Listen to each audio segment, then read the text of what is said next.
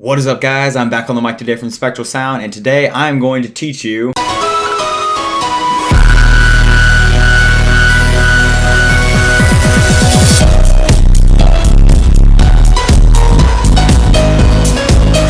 Today I'm going to show you how I made the main bass from the song Human Experience by Oolacile. Now this song has gained quite a bit of popularity, ever since it got released, and that's mainly because it's a really unique song. It has really interesting sound design. Not going to put it in the video for copyright reasons, but I'm just going to show you how to make the main bass, and it sounds a little something like this. Now those are just three very similar, variations of the sound. This doesn't sound exactly like the sound in the original one. It's not the same pitch, it's not exactly the same pattern, but it is the same concept to get a very similar sound. And this sound is as close as I've seen anyone get anywhere, really, so I was excited to show you guys. I'll tell you right now, this sound is in the post-processing. If I turn the post-processing off, this is what it sounds like. For right now, I guess I'm just going to turn the post-processing off. I just did it all on the master chain. I don't know why. That's just what I decided to do at the time, because I'm stupid. What I did was I had a sample pack, which I actually recorded. Just a bunch of pan hits and sounds from my kitchen, just anywhere around my house. It turned out really cool. Where is it? What did I call it?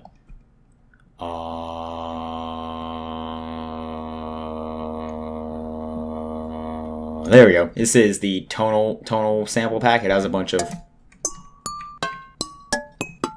glass, metallic hits and stuff like that.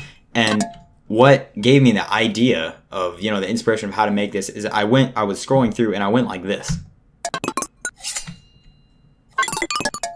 Yeah, especially right there. And I thought, what does that sound like? Like it just triggered something, and I remembered that song by Oolacile.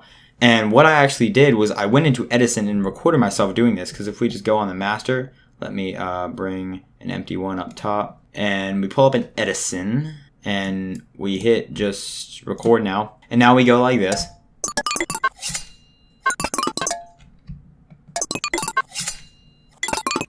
We have successfully recorded our pan hits. Now that I delete all of this crap. And I did that a few times, and I chopped it up and kind of rearranged it, and eventually came up with these 4 variations. So just, hits of pots and pans and stuff like that. Then after that comes the effects. Now, first off, let me just delete this Edison real quick so we don't get confused. First off, I have a Maximus doing compression. I had no low end. You can see where I'm making all these cuts right here. I wanted no low end. I didn't want any of the messy stuff down there.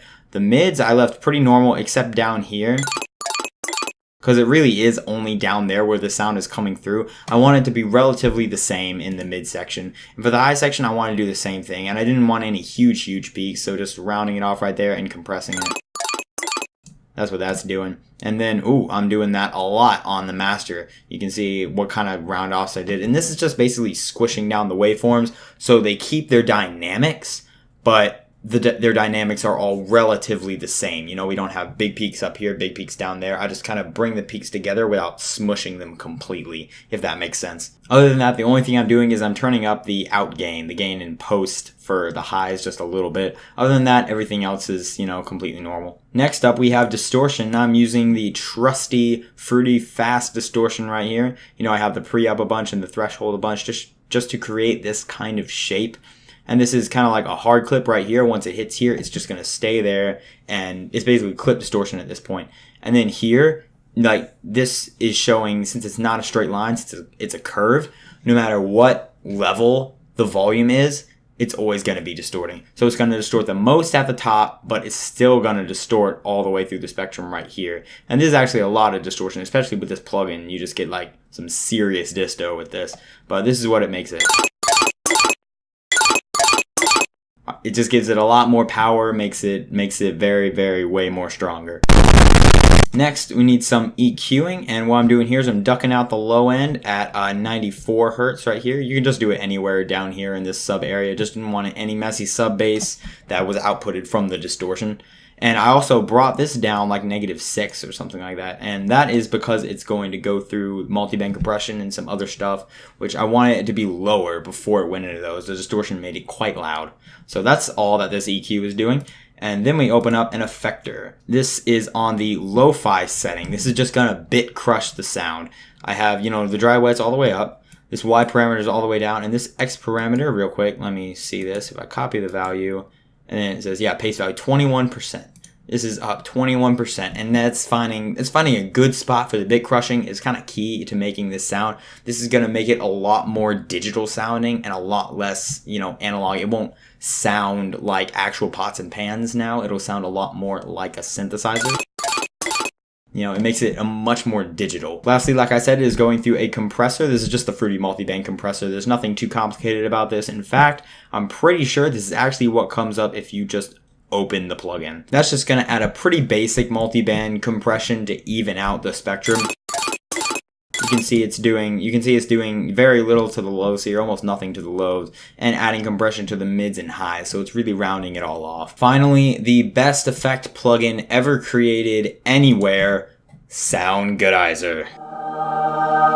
I just have it on the usual A, and it's up about that much. It doesn't give me a percentage, but it's up around there. That's fine. That's just going to give it even more power and compress it a little harder, make it stronger. And really, that is all it takes to make this sound. This sound really is not anything complicated at all. And I knew that it was going to be very hard to make it like a serum patch because Oolacile uses resampling.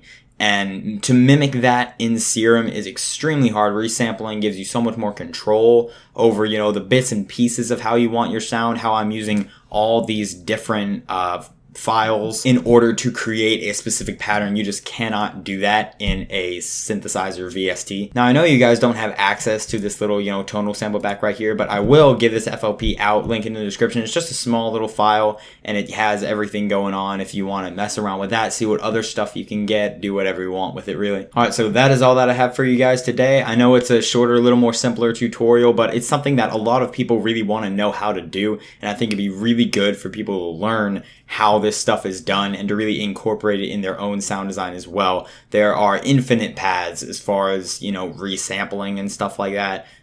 My friend does a ton of resampling when he makes his growl basses and stuff, and it just sounds awesome. There's so much stuff you can do with it. Alright, so thank you guys so much for watching. If you like this video, like it. Don't subscribe because I hate subscribers, and I will see you guys in the next video. Peace!